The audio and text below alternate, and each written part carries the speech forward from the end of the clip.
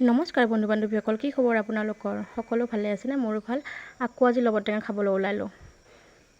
আপোনালোকৰ আগতে ভিডিঅ'টো আগবঢ়াওঁ। আপোনালোকৰ আজি জিভাইদি পানী পৰিব, কিয় জানেনে? কাৰণ আমি সকলোৱে মিলি আজি টেঙা খাম। মানে সেইদিনাখন খাইছিলোঁ, এইটো কাৰণে বৌহঁতে সকলোৱে কৈছে অকলে অকলে এৰি এৰি খালা।